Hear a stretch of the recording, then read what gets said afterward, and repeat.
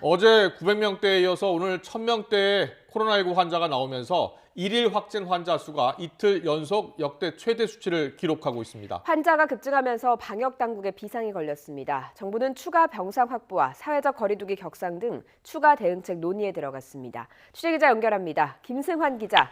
네, 사회부입니다. 네, 신규 확진 환자가 매우 빠른 속도로 늘어나고 있죠. 네, 오늘 0시 기준으로 코로나19 신규 확진자는 1,030명입니다. 어제 950명에 이어서 이틀 연속 가장 높은 수치를 기록했습니다. 지난 2월과 3월 신천지 중심으로 집단 감염이 시작됐던 이른바 1차 대유행 때 최고치였던 909명보다도 100여 명이나 많은 수준으로 일일 확진 수치로 보면 앞선 1차, 2차 대유행 때보다도 더 심각한 상황입니다. 어제보다 코로나19 검사가 10,000건 이상 줄어들었는데도 오히려 확진 건수가 늘어서 전체 검사 건수 가운데 확진 비율을 계산한 양성률은 어제 2.46%에서 오늘 4.16%로 크게 높아졌습니다. 감염 경로를 보면 국내 발생이 1,002명, 해외 유입이 28명입니다.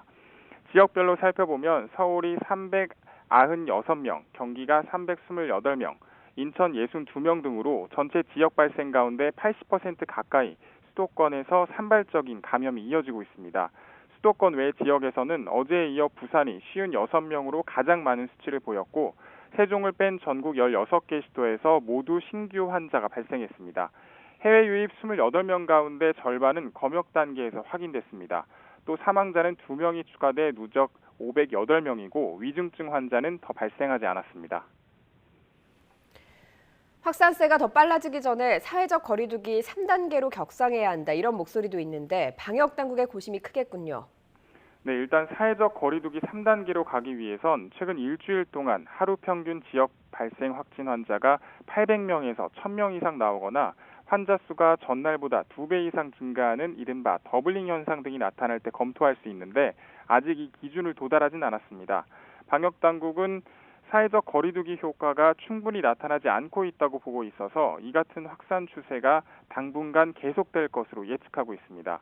이에 따라서 전국 단위 조치인 3단계 격상이 불가피해질 수 있는데 정부는 거리두기 3단계 상향에 대해 지자체와 전문가 의견 수렴에 들어간 상태입니다.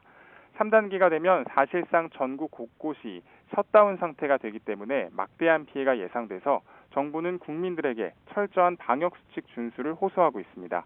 지금까지 사회부에서 전해드렸습니다.